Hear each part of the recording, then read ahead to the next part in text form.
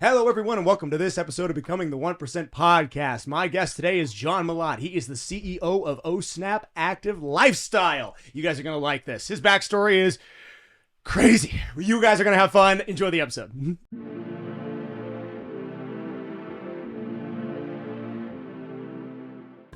The Bellucci cocktail was infamous. Yeah, he lived. That dude lived. Surprisingly nimble for as chunky as he was. That dude could do backflips and then handsprings. And you ever seen him? No, it was in his insane. day? It was insane. Really? You never seen the Blues Brothers? With Dan Aykroyd? No, Seriously? They haven't lived. Oh, come on. Am I the only one? Have you seen it? Yeah, I've seen it. Yeah. Now I have my critiques, but that's neither here nor there. All right. Well, we ready to get going? I Yeah. suppose you already been rolling, so we can just call that the beginning. John, thanks so much, man. I appreciate you coming on. Oh, it's my pleasure. It Finally, we're here. I know. It's been a while. Yeah, this is dope, man. I can't. I feel like a kid. You Like, dig it? I want to just touch stuff and throw, Yeah. climb on shit. Oh, that's the goal. I leaned into the marble thing because I liked it for fitness. It fits really well. People want to look like them anyway, so why not? And I like making it fun. So why not do this? You did it. Thanks, buddy. You did it. Yeah. I like to start every episode off with the guest introducing themselves. Tell us a bit about yourself. I want to, of course, get to OSnap and all the crazy, cool supplements and success you've had, but I want to start with the backstory. I want to start with the bad stuff. Start there. Tell us about who you are. He's trying to make me cry. Yeah. Sarah, you want to go there? The tears already welling up. Yeah, look, I don't have all of the things that society says you should have to be successful. My first felony arrest, I was 15 years old. Robbed a movie theater at gunpoint. It was their fault. I'll tell you that story another time. But, Wait. You gotta tell us now. So what? How does that? How do you rob a movie theater? I didn't have the intention to do it. Okay. But I was 15 and I was very disruptive as a 15-year-old. And so it was in the 80s, and I'll never forget the movie. It was Troll. I don't know if anyways, Troll is not a movie anybody probably ever saw. But They will. Yeah, now go check it out. It's not actually a stupid. It's kind of a cult classic now. Okay. Yeah. They asked me to leave the movie theater, and I said, "Okay, I'll leave, but I want my money back." And they said, "Look at your ticket stub. It says no refunds." And I said, "Well, then give me everybody's money back." Which, funny now, not funny then. This is pre-Joker shoot up the not funny now. No, this was, and that led to 18 months in juvenile detention facility. So wow, that was at 15. 15. Did you get tried as an adult? No, thank God. That's what juvenile is. Yeah. Okay, so they still gave you 18 months. Yeah. Was this a first time offense that led to that? I had a few other things. Couple things. Yeah, a couple things here and there. That was one of the big ones. And then my last felony arrest was I was 24 years old, and that was like the beginning of the end of that part of my life. Sure. And just so you guys feel safe, Yeah.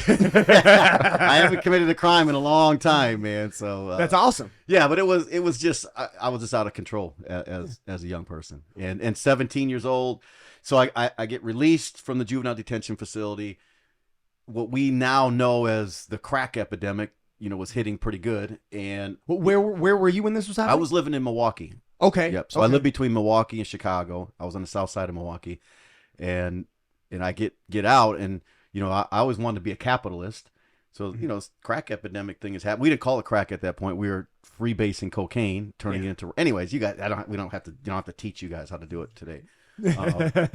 But we, I tried to sell it, man. I thought this would be a good business. Yeah.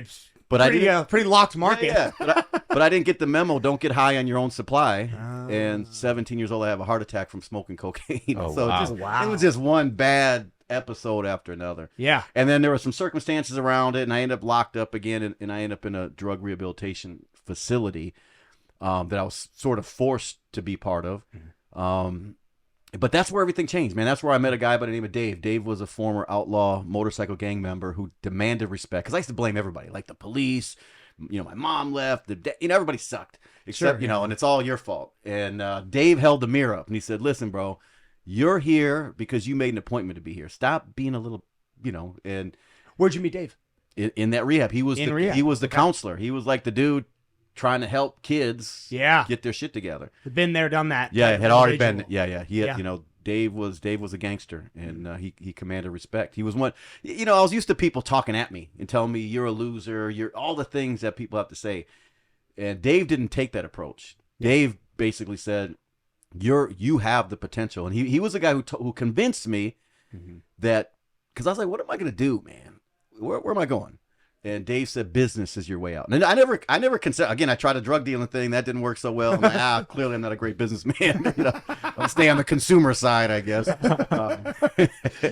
Yeah. There's something powerful about the impact of shared experience. Yeah. Somebody who's been, especially in your experience. Oh, yeah. Because there's not a lot of people that have gone through something like that. No. And to meet somebody older who's gone through it, I assume Dave had a similar rap sheet in his day, to speak into your life and say, hey, look, you don't have to be this forever. And I know that may feel that way, but things can certainly change. You're young. How old were you? 24? No, I was 17. Or you're 17 when you met Dave? Yeah, because so at 17, he was the first guy to give me a personal development. He gave me a book, How to Win Friends and Influence People. Oh, okay. And that was like the seed plant. I was like, I didn't even know this information existed. You know, What was it called? What's the book called? How to Win Friends and Influence People by Carnegie. Great book. Yeah, Read it? Yeah, it's very popular. Foundational, bro. I tell anybody, you wanna figure out how to navigate the system, and I don't like the word manipulate, but for me, I learned manipulation tactics in that book. Yeah. At least that's how I saw it at first. I'm like, oh shit, I've been doing this all wrong.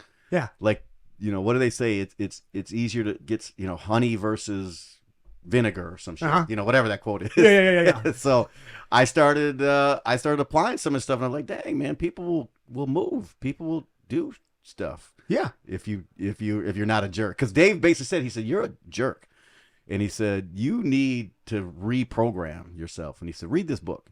And, and it was tough. It's a tough read. It's not like an exciting damn book. So I'm sure took me a while to get through. Directly applicable though, if you're trying to make this kind of a transition in your life. And then that led to me going on this search. So I got one foot in the hood. I got one foot in personal development. And I'm trying to figure out my path.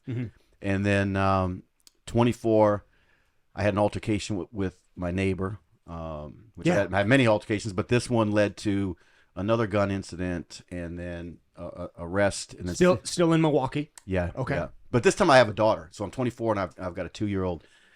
And I end up in the Milwaukee County Jail sitting on the bullpen floor. It was July 4th, 1993. Whoa. And I sat there for 4 days waiting to go to court in this room, you know, a little bigger than this, with hardened criminals and criminals they really go at it on the 4th of July. Like, they're out in full force. Is that your birthday? My birthday.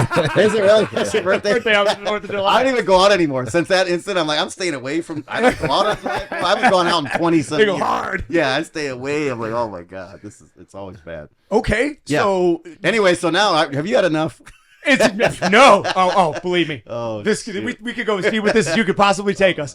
So you're there. What happens next? Where does this click on? So when you're sitting in that environment, and number one, you're in a room, and there's no officers. There's no, like, when things happen in that room, you're in trouble. So first off, the reason I'm sitting on the floor is because there is a bench around the room, but the harder criminals, the better criminals, the bigger, they get the bench seats. So Right. there's one toilet, and I get the riverside property because the toilet happens to be leaking.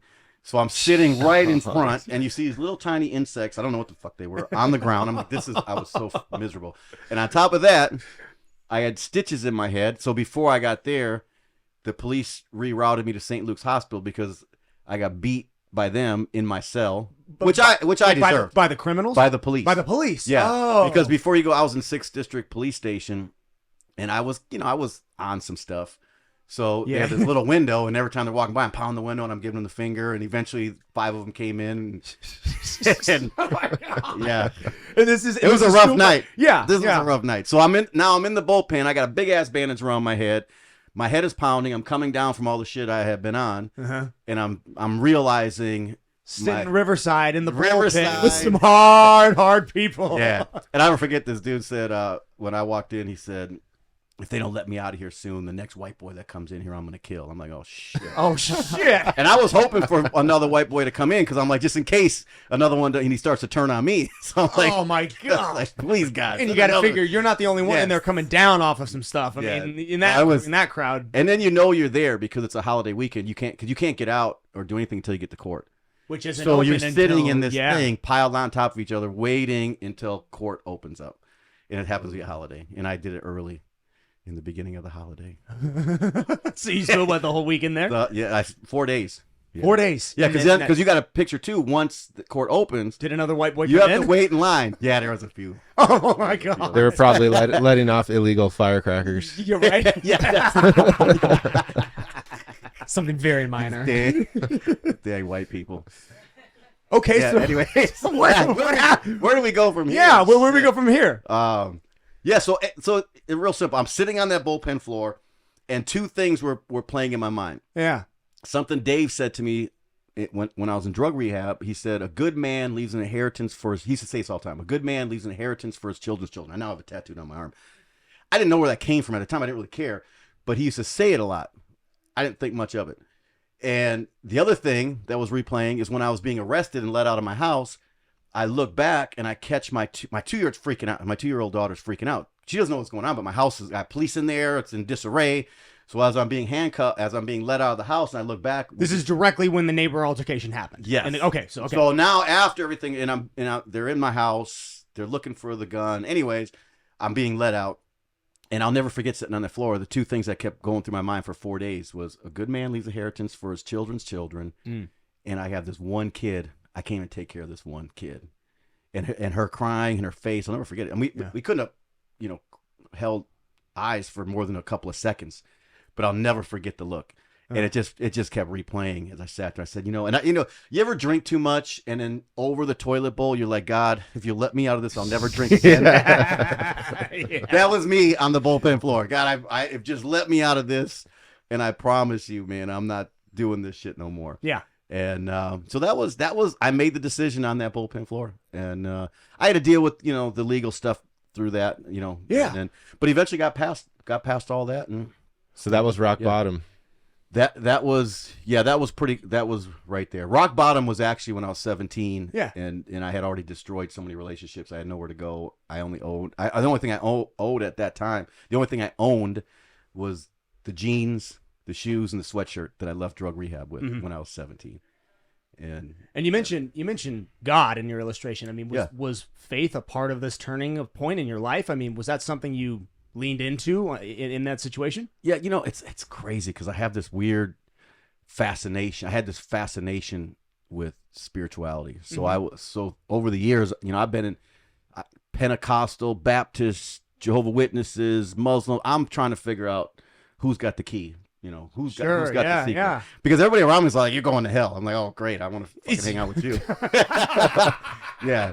So, all right, your God is X. Let me go find someone else. And then someone came in my life and said, you're going to heaven. I'm like, oh, bro, what do you know that the rest of these clowns don't know? Sure. And that kind of opened things up for me. So I'm not like out here Bible thumping, but I had another mentor that said, hey, don't read the Bible or the Quran or the Torah for the religion. He said, read it for the good, practical, useful information Throughout life. Yeah, and then they day to day. Yeah. Do you know there's a dude in the Bible that they told me, this dude Solomon, they said was the richest man in the world, and they said he's the richest man that would ever live. Oh yeah. They said the dude his gold reserves were worth $1 trillion back then, like in today's dollars. I'm like, all right, so who wouldn't want to figure out what? How what about is his this? wives? Yeah, I'm trying to. Yeah, What do you have? 4,000 or 5,000 wives, 3,000 or 4,000 concubines. Yeah. It's like, what? How are you doing this every day, bro? Like, what's your Viagra secret? I'm like, man, that's I wanted to know that kind of stuff. Yeah. So when I found out there were people like that lived and they wrote this shit down, I said, this might be a shortcut. Well, I'm still trying to get my wife. You remember to how King Solomon ended his life? Possibly the most infamous, or not famous line in that part of the Bible is what Solomon said at the end of his life. Because the story of Solomon's a bit more than that. God gave Solomon everything he told him. Because you asked for wisdom, I'm going to grant you everything under the sun. Everything that breathes and everything that's breathed upon will be a part of your kingdom. Yes. And at the end of his life, Solomon said, it means nothing. You can't take it with you. Everything is still here on Earth. Everything, yep. And there's real, like you said, practical application. There's real application for that for people living their life, especially people who've made wealth. You got to always keep that in perspective and remember that you can't take it with you. How you impact the people on this earth, man, that is what's going to stay here. That's it. The interactions you have with people, the way that you treat people, that's what you're remembered for, and what your kids will remember you for. That's the deal. You know, I was in pursuit of money and things, and it never. It's insatiable. Like there's never an end to it. Yeah. Like it's never enough. Yeah. You know what I mean? Uh-huh. And I'm at a point now. I'm like, I don't need all that shit. Yeah. I've had all the stuff, and maybe it's easy to say after you've had it all. Maybe you got to go get it first to be able to say that. Because I couldn't have said that, 15 years ago. Because I wanted everything. Yeah. I wanted the big house on the hill. I wanted the Rolls Royces. I wanted everything. Well, they asked Warren Buffett probably 5-10 years ago. Remember, they asked him, okay, you're one of the richest men in the world. Yeah. How much money is enough? And what did he say? He's like, $1 more. Well, there's your answer. There is no end. It's an insatiable, endless pit, and if you don't, it's the struggle is within. It's within the happiness that you can find inside of yourself, and how you find that has very little to do with the money that you do or do not have. Being joyful is a choice. Damn, bro, are you a preacher? Is there a church in here somewhere? I just took some alpha brain and I'm feeling it. I love it. Yeah, but it's important to know that. It's important to remember that, and it's important to learn that before you get your hands on wealth, because you found that part of it, man. I mean, you came from that bullpen to where you're at now, and I want to talk about your businesses. I want to get into marketing, all that stuff, but finding the ability to find internal contentment, that's almost entirely on us. It's very little to do with the external about what happens around us. No, and then there was a point, like I was never a free man until the day I stopped giving a shit what people thought about me. There you go. That was like, I thought the money made me free because I didn't, I slept until I was done sleeping. I didn't have to listen to anybody. Money allowed me lots of what most people would consider freedom. Travel, I could do anything I want. Right. I worked from wherever I was way before that was the thing to do. I was, because nobody would hire me because of my background. So I had no choice. It was entrepreneur or bum. And, some of the most unemployable people will be the most successful entrepreneurs. Yeah. That's all. It's like, dude, if you feel like you can't be an employee, try to make something. Man. Try to create it on your own. Yeah. And then like I know for sure I'm allergic to like cubicles and office settings and things like that. So so I can't. That's why I dig this. I could do this. Like if this is my office, I could do it. But that was like really for me when I look back. That was the day I was free, when I just didn't give a shit anymore. Like I love you. I think you're great. But I wrote a book with Les Brown, the motivational speaker, and he used to say that what people think about him is none of his spiritual business. And I thought I What's the name of the that. book? It's terrible. It's called The Power of One. If you want it, I'll send one and you can use it for fire kindling. It's like this is interesting. Terrible. You don't like it as far as the published work that you've done. Like something that you wrote 20 years. You know what I mean? Yeah. No, I don't. I've never written a book. But is it? That's how. How many have you written? Is that your? No, I got one coming out next month. I have a new book coming out next month called. I can't tell you the name. Okay. Yet. It does go hard at my industry a little bit. Okay. Yeah. So I'm gonna hold off on the name until right before we're gonna launch at a mastermind I'm doing in Vegas. Sick. So it's gonna be that's awesome. Can you tell us the synopsis of what it talks about? It's basically about the industry that saved my life, which is network marketing, MLM. Okay. Because nobody would hire me. So it was like, and people put it down, but I'm like, damn, I don't know why people put this down. Because someone like me, you wouldn't want me running the street. You wouldn't want me doing it because I was a janitor for General Electric, and it was miserable. I can imagine. But that's what you get when you have a colorful past. Uh-huh. There's just not a lot of doors open. Sure. So when someone introduced me to network marketing and they basically said, we don't care what your background is. We don't care what you did in the past. None of that matters to us. I was like, are you serious? Because nobody ever, when it came to employment or making money, no one ever said that. If you check the box, you're not getting the job. If you don't check the box, you might get the job, but they'll take it away from you later on. Right. You know what I mean? So it's a lose-lose. And that's why I met so many incredible, energetic, brilliant criminals. Mm-hmm. And if they had a resource, if they had a place to take that, they would do incredible. But society doesn't. You never pay your debt to society. Not in this country. Of course not. You're always stuck there. And then what are you going to get? So they tell you, you go get a job. The job sucks. They treat you like shit. Yeah. You make way more money out in the streets. You know what I mean? What do they call it? The revolving door? Is that that's the framework that they? Yeah. So anyway, so there's a part of that in the book where I talk about the misconception people have of the industry, because the industry's hard. Yeah. The reason why most people fail is because the shit is it's not easy. Can you explain what network marketing is? What does it mean? Yeah. What's your definition? So basically, it's word of mouth marketing. It's me telling you, I just had this drink. The drink is badass. Try it. That's what it is.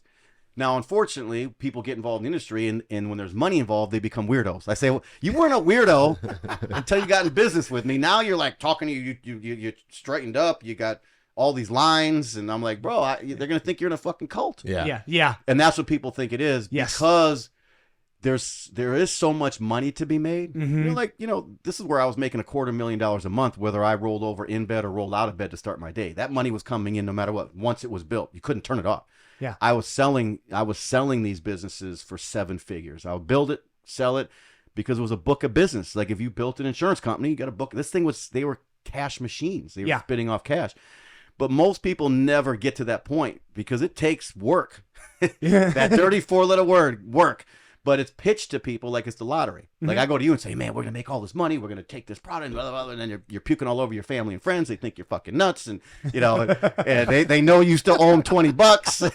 Oh, you're going to be rich. Yeah. Right. Yeah. You know what I mean? So that's what happens. But you never, like my mentor was Jim Rohn. Jim Rohn was, the reason he poured into me was because he had an incentive, because he earned an override. It was the purest thing ever. It's like, shit, this dude is now, and later on you figure out Jim Rohn is like the man, Tony Robbins' mentor, like one of the That's greatest. where I know his name. I'm like, I'm trying to place who he was. He does go on with Tony a bunch of times, right? They do a lot of events together. Well, he's dead now, but he did. Jim is? Yeah, Jim was like the godfather of all this stuff, like with personal development. If you want to change your philosophies, you hang out, you get some Jim Rohn. Gotcha. And yeah. What is your take on that particular initiative? I'm specifically addressing motivational speaking. Motivational speakers, personal developers, life coaches, because it seems like this. Don't get me started. I don't dislike the entire idea of the industry, but a part of me really, really dislikes motivational speakers. I just ask Najla. My wife happens to be in here. She's got this. No, it's bro. She was in someplace and they said, they were talking about me. I wasn't there because if I was there, I go off. They said, and her husband's a motivational speaker. I fucking hate it. I said, look, I'm an entrepreneur that speaks. I'm not a motivational speaker. Motivation is overrated. I'm gonna get you pumped up, and you're still an idiot. Like now you're just a motivated idiot. Like, where are we going with this shit? I don't like it, and I think now, like people come to me all the time, John, I want to be a motivational speaker. I'm like, okay, why? Because I got a story to tell. Well, no one gives a shit. No, you know what I mean? No, like no one really cares. Maybe while you're up on stage, they may listen and care. Yeah, but you're not conveying anything. If you can, like, my story doesn't mean jack. Like, who cares? John has all this stuff. Mm-hmm. What the only reason people want to hear that story is because of what I did from that story. Yes. A lot of these motivational speakers, you haven't done shit. You're still stuck in that story, bro.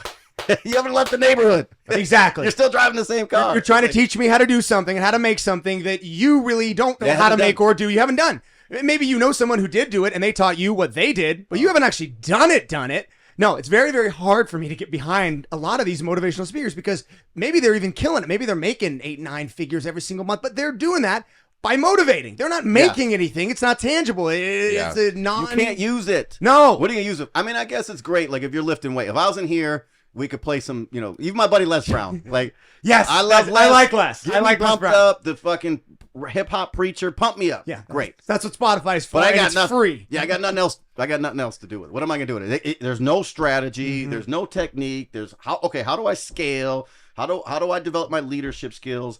Yeah, I mean, that's where I want tangible. That's why I do get offended when people call me a motivationalist because they see me on stage. And here's what they don't understand either: they think that I just got on a stage. No, you don't understand. I'll tell you how terrible of a motivational speaker I am. Never hire me to do a motivational speech. Tell me. The first time, like I had to build my own stage. I had to put people in the room myself. So the first time, I had 2 people in my living room, and I was going to get them fired up. They both fucking quit the next day. I was like, damn, I really suck. But eventually, it went from 2 to 200 to 20,000. I'm in South Korea, and my team in network marketing was 30,000 people in an arena. Wow. We did an event, that we paid in South over $1 million. So your company is international. Well, this was a different company. This was, okay. My company now is small. We're only 2 years in the game, and we're just U.S. and Canada. How many companies have you started and sold? And what number is OSNAP? OSNAP is technically the 4th network marketing company, but this one I own. Okay. The other companies I was an independent distributor of. So I had an LLC, so I signed up with a company. That it was their company. I signed up as a 1099 independent distributor to distribute their products. Got it. So I build a company inside of their company. Yeah. So in that particular situation, I had 327,000 distributors in my little company inside of a company. Whoa. My little team. All using your network marketing strategies, word of mouth. Yeah, and the tool, like we build systems. Like we're building big businesses. We're not, this is not some little hobby thing. I mean, people come in and they can do it like a hobby. The reason why Korea was so big is because they wake up at early in the morning and they go late at night. Yeah. And this is what they do. In America, we're fucking whinging and whining. And yeah, we are. And it's like, and then as soon as they get a little rejection, they're sad, and their best friend's cousin, sister's nephew said it's a scam, and now they're sucking their thumb for 3 days. I'm like, where the fuck are we going, bro? That's kind of what I wanted to hear about a little bit, is like getting that wheel turning of the network market. Yeah. There's a lot of people that come in and have great ideas, but actually executing on that, what does that take as a business owner? Dude, it takes the same thing it takes any other. Like I've owned nightclubs, I've owned restaurants, I've owned mixed martial arts cage fighting companies. I've had I've had tons of companies, publishing company, private jet. None of them ever paid me the cash flow that network marketing did, but all of them required the exact same skills. It required the same tenacity. It required that, like, I will not quit. Like in the nightclub, I hated it at a certain point, but I had to still show up. I had to do the work. I had to be there. I had to put in the time. It's the same stuff, but the thing in network marketing, imagine your investment is $200. How fucking committed are you going to be? You've been on dates cost you more than $200 with no possibility of a return. You know what I mean? Yeah. Yes. So when people talk shit, I'm like, bro, how much did you actually lose? Like, no, it's a pyramid. All this bullshit. It's like, yeah, everything's a pyramid, because if you start the company, you're gonna fill in the fucking blanks. You know, I worked for General Electric, and Jack Welch was the CEO.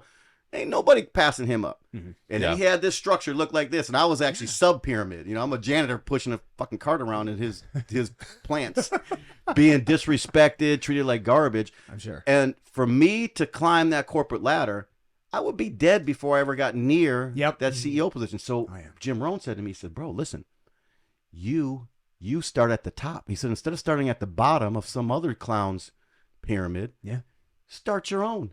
Then you fill in the blanks. I got that really quick. Be the hero of your own story. Don't join a saga that's already midway through. Yeah. So the bottom line, it takes hard work, and especially in the beginning, because what happens, the industry attracts a lot of people because of money, just like the lottery.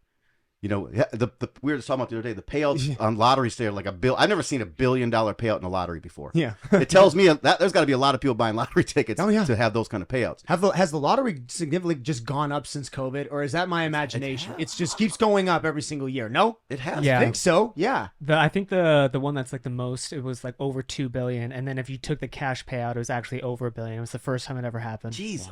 Wow. Yeah, it's insane. I mean, it's a vice. People are hurting. It's not that expensive to buy a lottery ticket. So it makes sense why the industry's crushing it.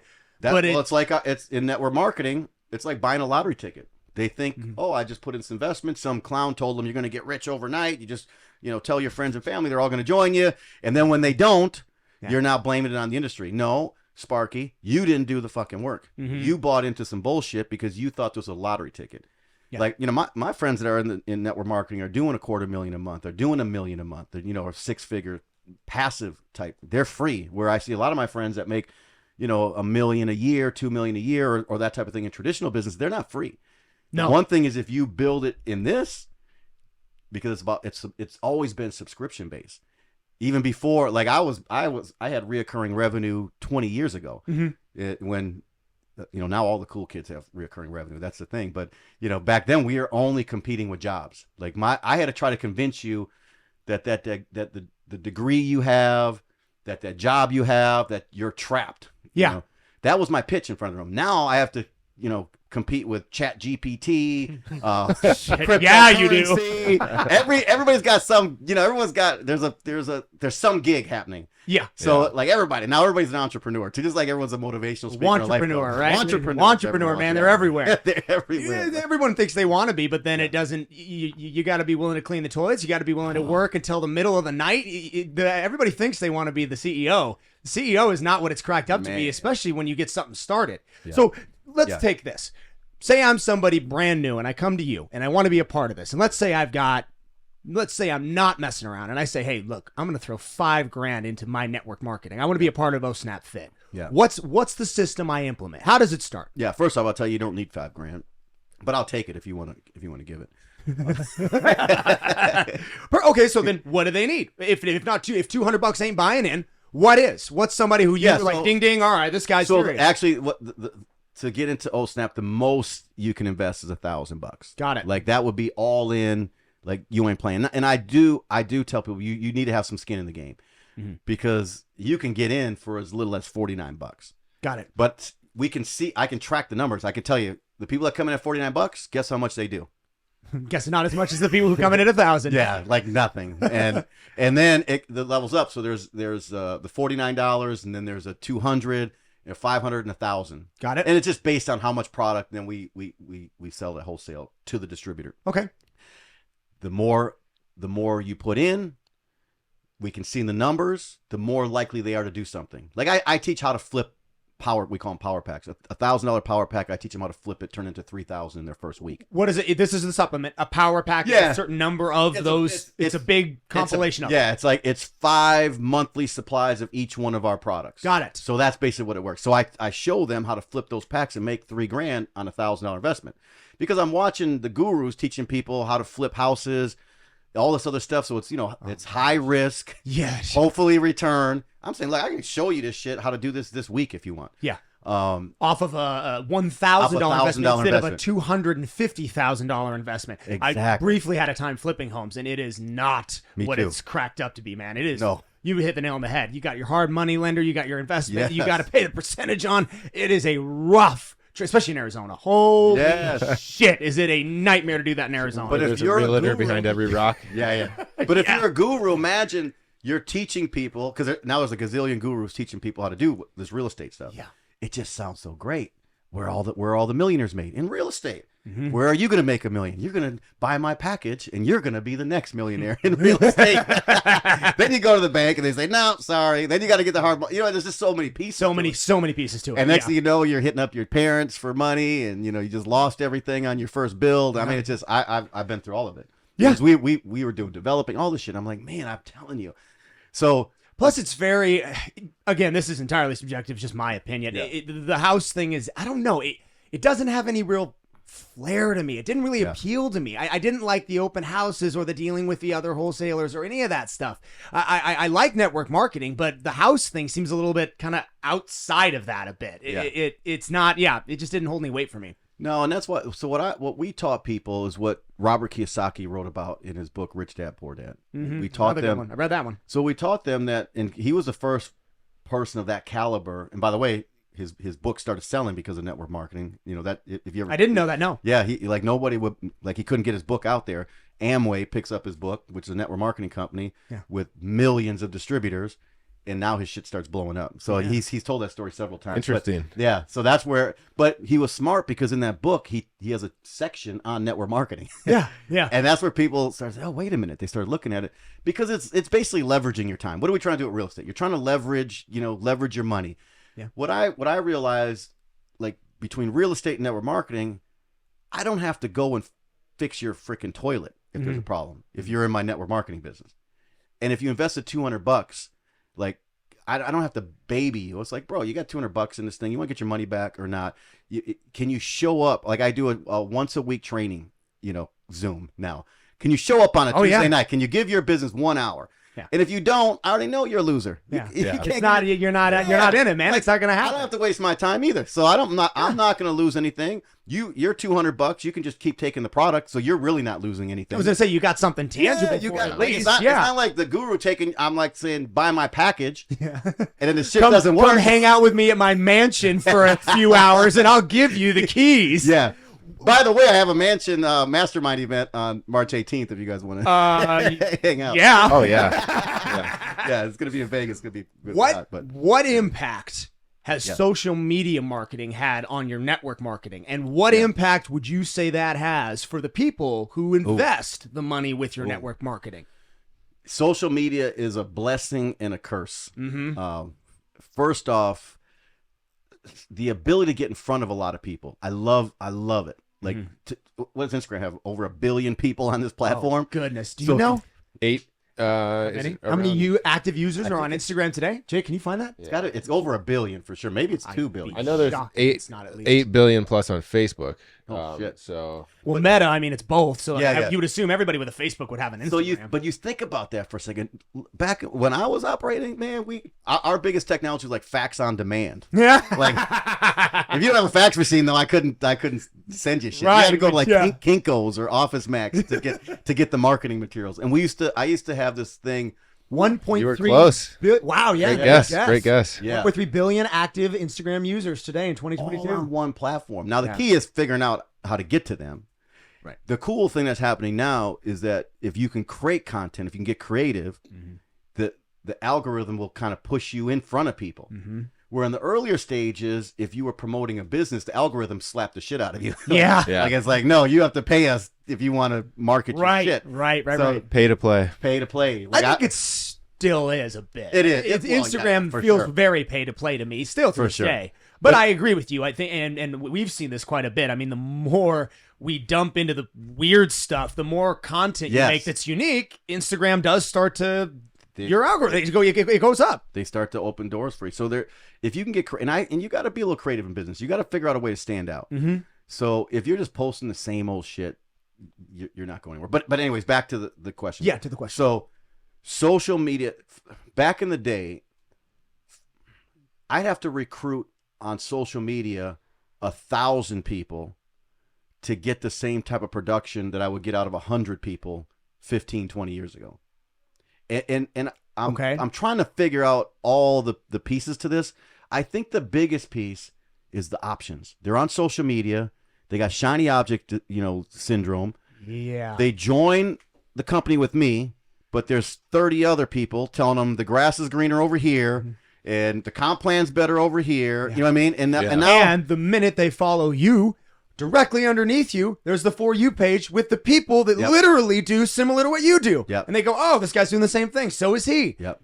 So it's FOMO is terrible. Yeah. And people and people don't keep their commitments. I mean, you can look at the divorce rate and tell you they made a commitment to their spouse and God, and more than half can't keep that commitment. Right. Great. So point. how are they going to keep a commitment? Great point. That's good. How are they going to keep a commitment to a $200 to $1,000 investment? You know what I'm saying? So it's annoying from that perspective. But the technology just speeds up, because back in the day, like I've always built without using my mouth. I'm not big on like I never look for salespeople. Like people have a misconception that this is about sales. I said, look, I was a freaking janitor. My mentor said, say less to more people. He said, shut your mouth. Do you want to scale all over the world or not? If you keep talking, you can't scale in Korea. Man, do we know some people that would apply to? Yeah. You know who I'm talking about. Send them to my boot camp. Hey, I'll send them to my boot camp. Well, we put duct tape on their mouth. 2 ears, 1 mouth for a reason. But anyway, so to scale all over the world, which you have an opportunity. So imagine your guy lives in Milwaukee. Yeah. You know the background. Sister dies from a heroin overdose. Dad is a steel worker who got picked up by Flight for Life from work one day, and that was the end of that. Mom left a long time ago. Not a lot of, I'm not being taught how to build a big ass business. I was being groomed to go into the steel mill where my dad worked. Mm-hmm. So I get introduced to this industry. My self-esteem is low. it's disguised as a tough guy. You know what I mean? It's disguised as something else. But I had low self-esteem. I thought of business people as like untouchable, like super special, had to be born in the house with the Rolls Royce already in the garage. Yeah. Our pedigree wasn't there. So I had all these hangups. So I get introduced to network marketing, and my mentors, thank God I had good mentors, because that's the challenge a lot of times. It's shitty people with the lottery in hell. Go get them, Tiger. Go make me rich. They're all sitting around waiting for someone else to make them rich, and nobody's getting rich. Yeah. So I had mentors that were like, look, you got to shut your mouth, because number one, every time you talk, it's terrible. So all right, I can do that. So we had these VHS tape and cassette tapes. You guys, I don't know if you remember. Yeah. There was a place called Blockbuster. Anyway. Oh, yeah, there was. We're old enough for that one.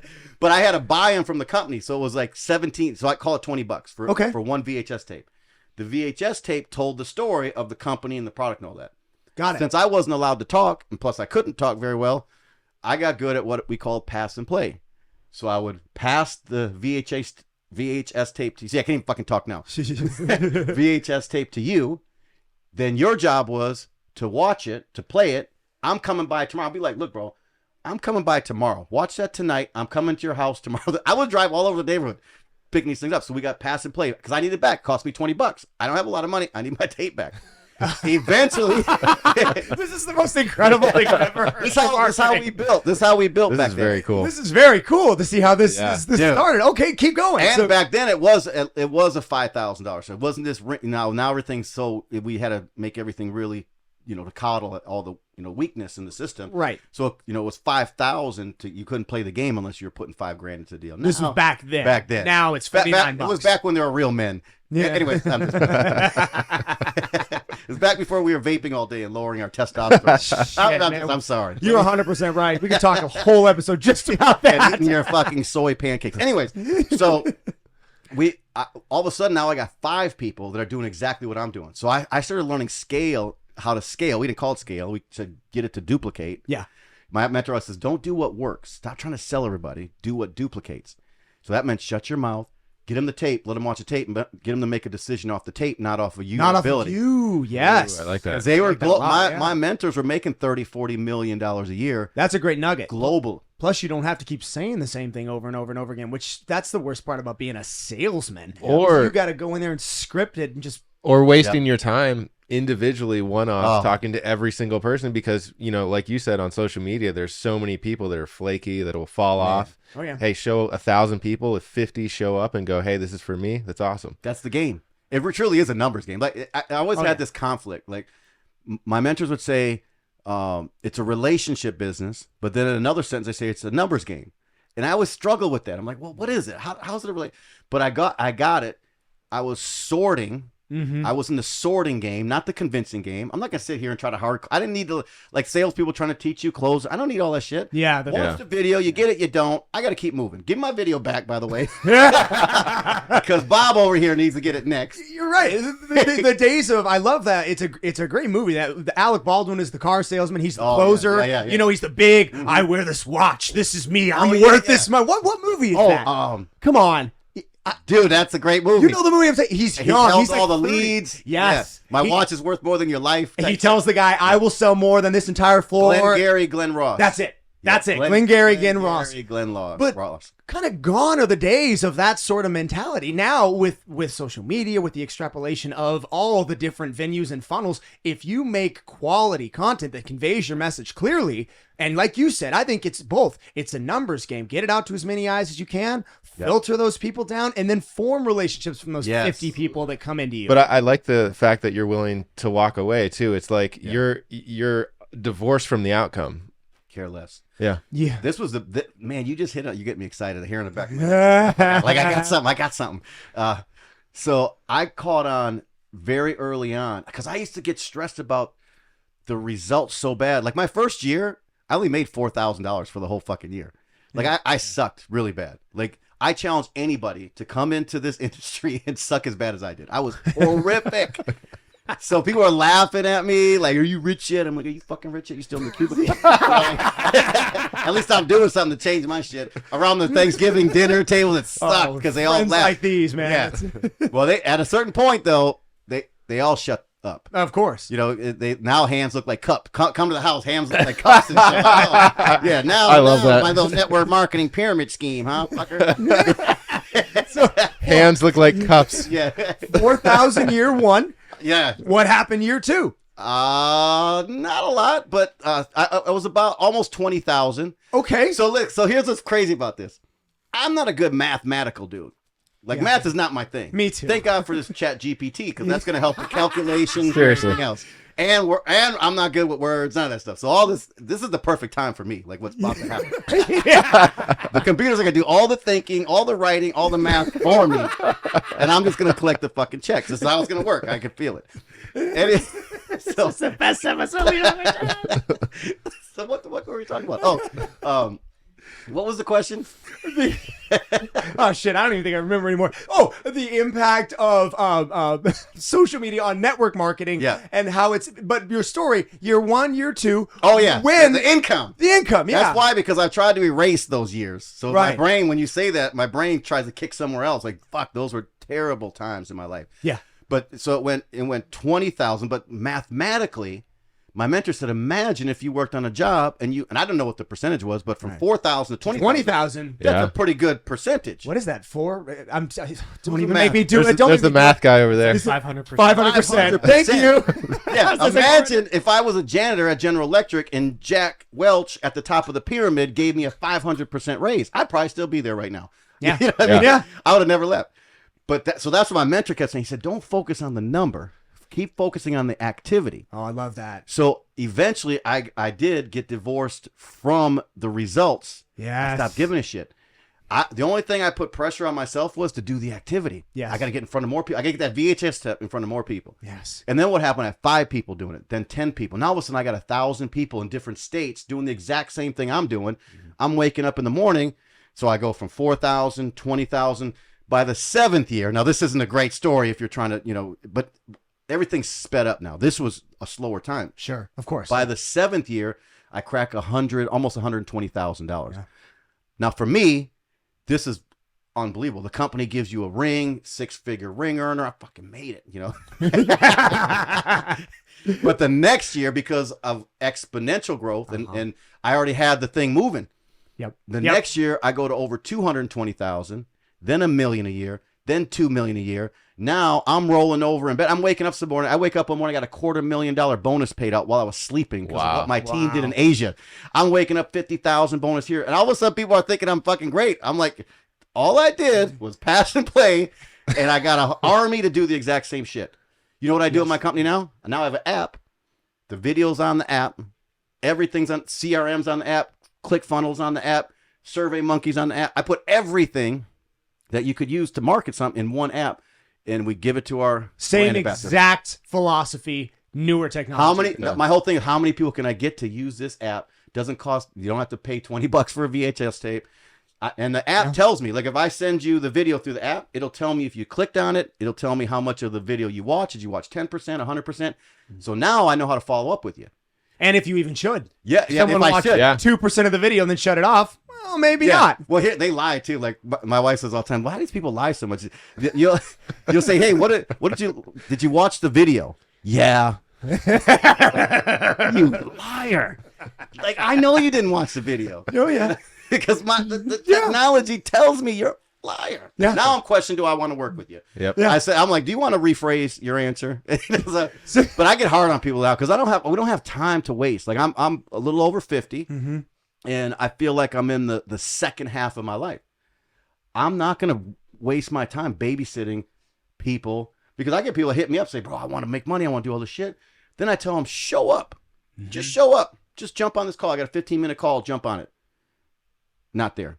Yeah. You know, it's, how long am I going to chase you down? Like, if you're not going to participate in your own rescue, Yeah. what the fuck can I do for you? And you touched on something in that very briefly that I think holds so much weight, and that is that you stopped caring about the money and cared about the process. That's one of the earliest lessons our father taught us, and it's one of the things that stuck with me throughout my entire life. The minute you are obsessed with the dollar, and that's what hey, John, I want to make money. How do I get into it? It's like, I already kind of have this. off-put energy from people who come at me like that when it's money, money, money, money. That to me, it tells me you're focused on the wrong things. You're not goal-oriented the way that's going to breed success. Most successful people, that's not the way they think. You gotta switch that up. Be Keanu Reeves, bitch. Like, that guy drives around in a Honda Civic and lives in an apartment. That is the kind of mindset that'll get the activity going and get the success in there. No doubt. I do a training called mission driven versus money driven. I love that. And that was the difference for me. Like, if it was all money for me, I would have quit $4,000 that first year. There was enough reason to quit. It was painful. Yeah. And when you just getting into a network marketing business, the world is against you right out of the gate because they have a misconception. Do you know there's groups on Reddit like that are anti-MLM groups? Oh, I'm sure. Really? Like, these are hate groups, like straight up hate groups.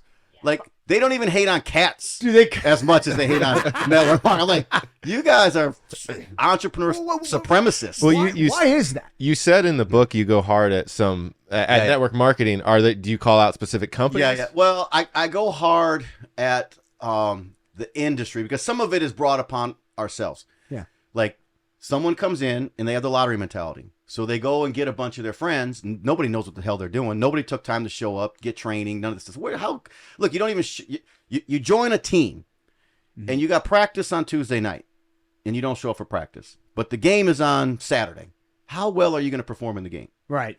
So you look like a clown.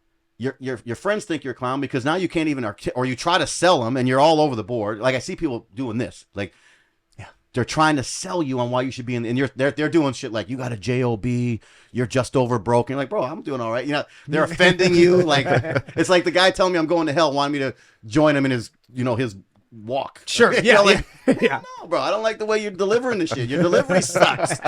So You lost me at hell. I think your God is probably great, but I don't like the way you're delivering the shit. Sure. Yeah. And of the course. same thing, what happens here is a whole bunch of amateurs puking all over people. Mm-hmm. And of course it can't work because, number one, who has the freaking time to do what you just did? Yeah. So I hit on both sides. There are companies, because there is big money to make. You could start a company like this and grow really freaking fast because you're using new school tools, you're using word of mouth, and there's killers in this industry that you don't even know what happened to you. Yeah. And I mean they're powerhouses. Are there? I mean, I am remembering that there are examples of this. Yeah. Bad multi-level marketing companies. Yes. Companies that took advantage of people. Yes. It's not without justification. No, that there's- people have, of course, reserves about multi-level marketing pyramid schemes is what it lands on. Yeah. Well, it's like anything. You have bad in real estate. You have bad in the car business. So what you should do if you're going to join a business, how about evaluate it? You know what I mean? Yeah. Don't just join it because someone told you you're going to make $1 million. That's what happens. They get hyped on some lie because it's easier. Like, if I went out right now, if I got on this thing, I told everyone to lie. Everyone join tomorrow. $49. Pay your $49. You're going to make $1 million this year. And I can get everyone hyped on it. I got I got the secret. I got, you know what I mean? And even worse, if you're a motivational speaker, Yeah, then you can really get them going. I get them all in. Now we're a bunch of idiots that paid me a bunch of money and nobody's doing shit. And that's what does happen from time to time. Right. But it's easy to build on a lie. Easy. Like, if you tell me you like giraffes, I'm like, listen, bro, you know how many fucking giraffes we got? We got giraffes everywhere. I got giraffes over here, giraffes over there. You come in, there's nothing but fucking elephants. Now you're like, like, oh shit. I wanted giraffes. Like, don't worry, bro, one day. So, but this is what happens. Yeah.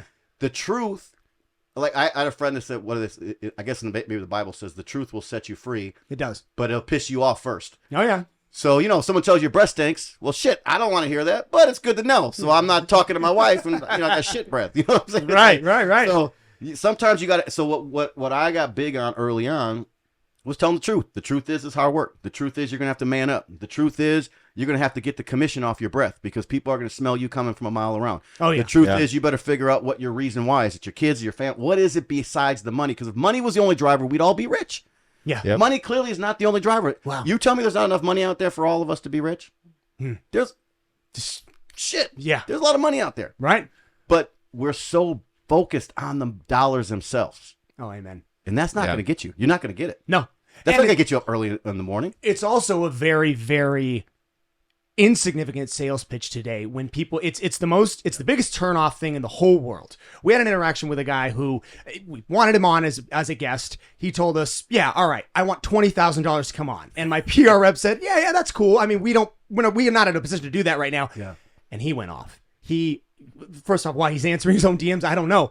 But he went, sent us 15 messages, sent us a video of him walking around his garage, filming his cars, filming his mansion, saying, hey, I bought this with cash. And how much? He's like, send me a video of your bank account, bro. I'll show you mine. And at first I was like, man, this ain't even him. There's no way this is actually this guy. You got to make sure this isn't a spam. But it was him. He called me up by name, sent me a video of him driving his Ferrari. He's like, if you ain't driving this, you a bitch. Does he live in Arizona? Yeah. I don't know him well, but What's funny, it's a perfect, because this is a guy who, he had his time in the penitentiary, and he had a backstory, more similar than mine, but his mentality toward, I don't know, success, whatever he wants to call it, he's missing out the entire conversation that we've had here today. The whole thing, maybe it's real, maybe it's not, I don't know, but what I do know, I don't ever want to find out. No, look, and I can relate to that because, I have tattooed right here, it says on my writing hand, ego is the enemy. The problem sometimes is when you make it, somehow you think that you're fucking better than everybody. I know I did. I remember I had like a $16,000 month. You ever hear that song, Wait Till I Get My Money Right? Yep. Yeah. Kanye? Oh, yeah. You can't talk to me. Yeah. That was me, bro. I was like and thank God I had good mentors that were slapping me around. He says, my mentor, Jeff Olson, he wrote the book Slight Edge. He said, bro, you have forgotten where you came from. And because of that, it's just a matter of time before you go back. I'm like, oh shit! I do not want to go back to the south side of Milwaukee. I have had my encounter. I am done. But he slapped me around, and thank God, because I was becoming. I thought that the money made me. I thought that I could talk to people. I thought that if you didn't have the same amount of money, that you were below me. Oh, yeah. Now maybe I didn't say that out loud because it wouldn't be politically correct. But it was dripping off of me. Yeah. And if you said something, because my ego was so fragile, because it was all ego, I would fucking come at you hard. Like, fuck you. Let me show you my bank account, bitch. Did you make $16,000 last month? Yeah. And that was a long time when $16,000 meant something, but, but and here's the other thing. Yeah. If Wes, I don't even know you, bro. We never had a conversation. But if he ever... Then you will now. if he ever called you and needed something, I don't know, like the fucking world fall, let's The Walking Dead and shit, and you're the only guy left with some ammo. I don't know. What would you do for him? Not a thing, man. My mentor said, oh, it's okay. When you're on the top of your game, you can have that big ass ego. People are cheering for you, sort of. Uh-huh. But they can't wait for you to fall. And they're watching you. And when you do fall, there's nobody there to open up a door for you. Because it happened to me. Twice I lost everything. And because my ego was so big, the first time getting it back was tough. The second time, when I learned to humble myself, and I learned that this wasn't me. None of this shit is mine. Like, a lot of this is, it's hard work. It's all those things. It was when I started building real relationships, when I started focusing on real experiences, and it became, how can I serve you? How can I help you? You know what I mean? That's it. Yeah. Everything was coming to me 10x. More money, more everything. If your focus is helping people, bro, people are gonna want to help you. Yeah. If they know that your heart is genuinely in what you're doing, and that your focus is on helping people out, either your professional peers or people that aren't even in your industry, never being afraid to talk to anybody. It honestly was a real beneficial moment for me, having this interaction with this person, because I had this moment of clarity where I'm like, I don't ever want to get to that point. Ever. No. And I don't even think it's really all that big of a gap between what he's doing and what we're doing. But if ever I react that way, and I told him, I'm like, dude, if I ever have a conversation that goes even halfway that direction, I need you to smack the shit out of me. Hit him with a baseball bat. It's just... Oh, I will. It's just because, like you just said, you'll never, ever, maybe there was a chance that he and I could have done something. But never. That'll never happen now. No, I'd toss him a block if he was drowning in the river. Like, no way, man. Never gonna happen. Because that's what happened the second time around. It was fast coming back because people love me, because I love them. You know what I mean? Because I was genuinely. I mean, and Naja knows this. To my own fault, I'm trying to figure out how to live. Like our brand ambassadors, we give them everything. And sometimes I realized was like what I did with my daughters is I crippled them a little bit. Yeah. By look, you can come to all the events for free. You can, and I stopped that like last week. I stopped it. I said, Oh, boy. I said, ambassadors, you ain't coming for free, and the kids know, like, you can't move back in. Like, you got to figure shit out. Gotta go on your own. Even though I made it so you wouldn't know how to survive on your own, now you got to figure shit out. That's a good topic to kind of unpack, though. I mean, Yeah. as a father who now has the success, Yeah. what is your advice to parents who now all of a sudden they hit success, and you've got dependents who, because I mean, maybe their kids are mid-age, they haven't always been wealthy, now they are. How do you act? Because you weren't always wealthy. You hit it later in life. And your kids, I assume, were older. What, 15, 16, 17 when you got money? They all had different stages. But my first advice is wear a condom. That'll be the first birth control. That's good advice. For a lot of people. Yeah. Anyways, if you're already past that stage, like my 13-year-old, she grew up on the top of Camelback Mountain. You know, she grew up with the Rolls Royce in the garage. All things like stuff I would talk about. Sure. She had it all. She didn't know what struggle was like. Lauren, my 30-year-old, she was in the house when I was being arrested. You know, that's where the story really begins of me changing my life. So they all had, so I have 30, 28, 23. I need to sister. Wait, I just look at my hand. Yeah, if I ever want to like find a quote or something, I just do this. I'm like, right. Let me tell you. Well, a good man leaves inheritance for his children. You don't have to be great to start, but you have to start to be great. Do you have a favorite tattoo? You have one that's your favorite? I probably my back, because my wife is here and she's on my back twice. There you go. She's the devil and the angel, by the way. Oh, The wedding ring. I thought you were giving me the finger for a minute. I'm like, oh, shit. Yeah, that's right. The wedding ring that wedding ring is an important one. See, I'm still learning this shit. Yeah. I'm still learning. You should next time make the spouses sit outside of the room. Yeah. No, but yeah, my back tattoo. And we just get going. We get going, man. All of us have ADD in this fucking room. I just realized. Just you're sitting in it. This is the reason why this is the brand. Love it, man. I love it. I wanted to ask this question. This is the one that I don't even really prep questions for podcasts, but I prepped this one because I really wanted to hear it from you. What is a definition of true success that you would get that does not include the words money or power? Freedom. I mean, that's the only thing. Freedom for me.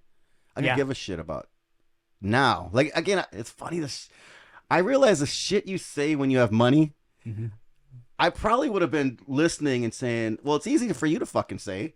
You know what I mean? Yeah. But that's it. Like, and here's the crazy thing. You don't need a lot of money to be free. Because first you got to free yourself mentally. It was Harriet Tubman said something. She said, I would have freed more slaves had they only known they were slaves. Then I watched a movie called 12 Years as a Slave. 12 Years as a Slave. I cried through the whole freaking movie. It was one of the most impactful movies I ever watched. Yeah. But it was interesting because when I took that quote and then I saw this movie, this dude got thrust into slavery. He was not a slave, but got thrust into slavery.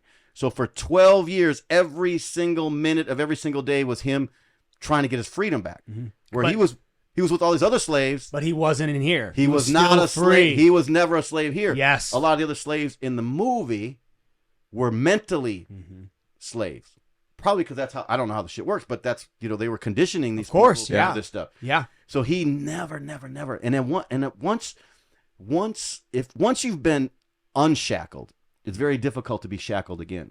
Isn't that you know what I'm saying? Truth? Yes, I know exactly what you're saying. So for me, man, as soon as I got a taste of what freedom was, when if I want to take my kids to Disney World on Thursday and it's Wednesday and I don't have to ask a boss permission to get off, I don't have to check a bank account. You know what I mean? Yeah. To me, that was what freedom was about. Like the freedom to do what you want on your own terms. When I want. Yeah. And I'm talking about, like, for me, it was like the whole boss thing, getting ready, like, I remember working for GE. I remember, like, I didn't even work for GE. This is the part of the story I never tell people. I couldn't get hired by General Electric. I worked for a company called Ace Cleaning Services, some clown who bought a franchise for $12,000, and now he acted like he was the king. Like he was a complete asshole about everything. Yeah. And I worked for him. He made sure every day I knew. And this fucker, excuse me, I'm getting heated. There was a golf course right down the street from the plant that I would drive to, on Wednesday afternoons, I see this clown over here golfing. And I started thinking about the reason he's golfing on a Wednesday afternoon is because I'm going to work. Because all he did was walk around and point, oh, shit, oh, there's dust here. I'm like, and I wanted, all the time, I wanted to, he would be in front of me. I wanted to jump on his back and choke the shit out of him. I had these visions. Then one day I robbed General Electric to get them all back. But that's a whole nother story.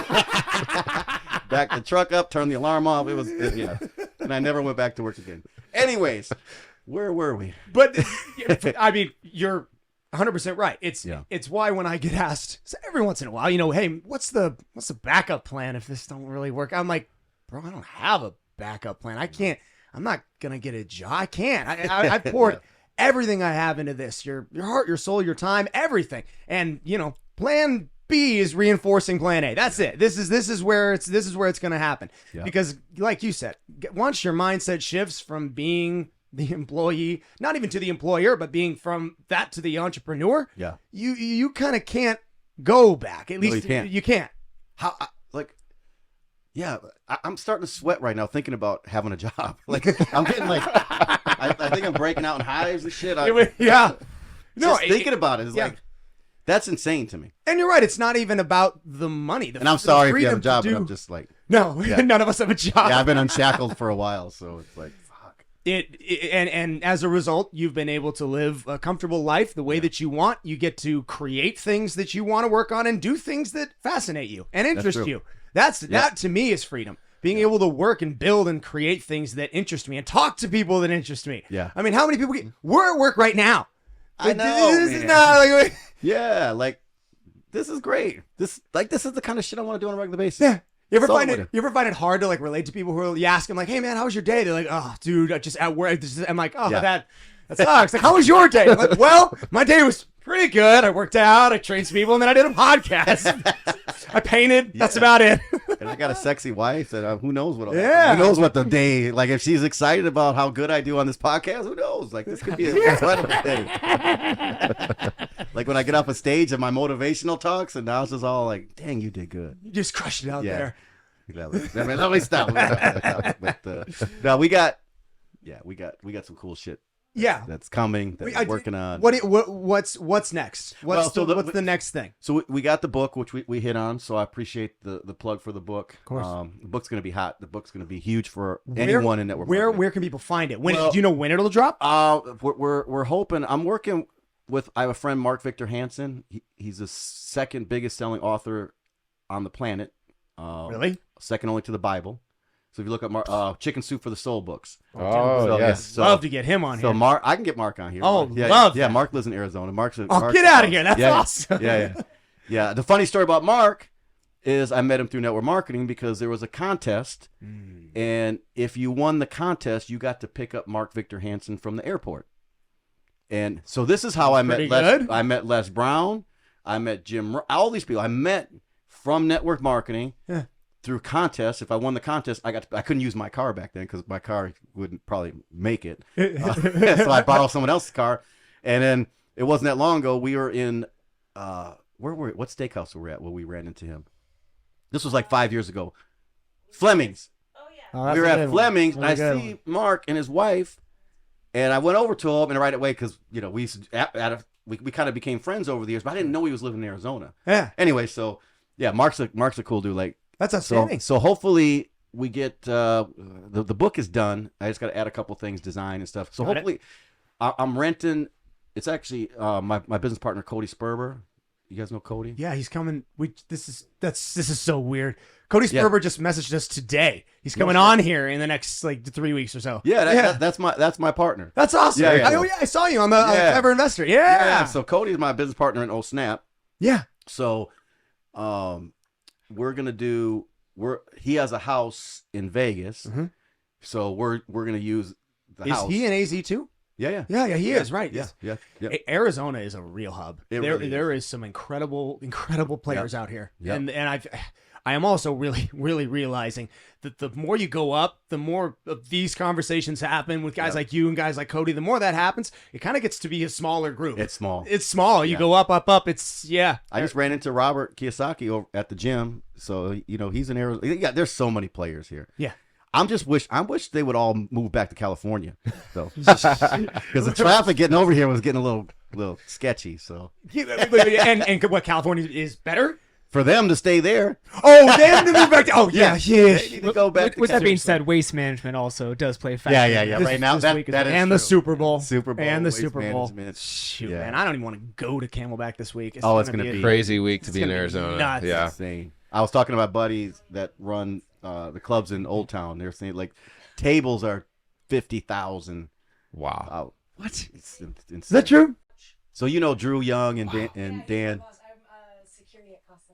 Yeah, well, I go way back with those guys. We have a lot of history. Because I used to be the dummy buying those tables. Yeah. That's the best way to phrase that. In my head, when she says, I'm like, what kind of an idiot? That was me. $50,000 on a Look table. at me. That was me. That wasn't so bad. I think it was 20. I think by the time it was done, we probably spent about 20 grand at a golf At thing. the Open. At Were the you Open. were you like on the green? Well, you could Like- overlook it because about the way it is, the bottle blonde tent, you could look over. They had like a little porch type thing. right. I guess. Are you guys I going to didn't the? even Are know you we going were to the playing Waste? golf? The first time You I went going there, I to was the like, yeah, we'll go. Probably. Yeah. Yeah, I mean, It is fun. Yeah, we'll go because you don't go there to watch golf. Yeah. Like I would never just go watch golf. Did enough of that when you were a janitor. Yeah, there's no reason to. Yeah, what? Yeah, I guess. Yeah, good one. It's for the party. So we just. Yeah. So yeah. And the networking. I mean, that come is on. true. It's you Yeah. got everybody there. Everyone is there right now. The whole Eagles. Everybody. Everyone's there right now. Yeah. networking is the deal though. That I always tell people, my network is massive. My circle is small. My network is massive, and I think everybody should focus on growing their network. Oh, 100%. But keep your circle small, because at one time I didn't differentiate between the two. I thought, oh, these are all my friends. It's like how many people you got on Facebook that are your friends, Yeah. but how Yeah. many are really your friends? Right. And you right. let too many people in the circle, and now they abuse your calendar. Get some snakes. Yeah. Yeah. Oh, hell yeah. And everyone's got the latest in crypto deal, Forex, they're like, yeah. No. I got another That could be tier that could be a podcast all by itself. Just Yeah. talking about that. Yes, it can. Yes, it Where can. where can people find you? And I'm sorry, but where is the book most readily available when it does drop? when it drops, like the Amazon is Okay. is the easiest way to get something out there. We'll do, we'll work on. John Malott Instagram, Yeah. So John. best place to get in touch with if Best they place. want to get part of the team, if they want to find out about the book, all of that. Everything that Instagram account is the best place to Outstanding. find me. Yeah. Perfect. Cool. Yeah. Awesome. This was fun, man. This was awesome. Yeah. What a fun Yeah, great episode. time. What a Yeah, that blast. was awesome. Thanks for coming I felt on. like we should have been doing shots at tequila or something. Yeah. Next time. Maybe next time. And then go work out. I don't know. Yeah, Get some shrooms. I love this. I love the spot, man. The gym, the whole dig it? setup. Yeah, man. It's super cool. Thanks, I bro. like it. Yeah. All right. All right. And we'll cut it there.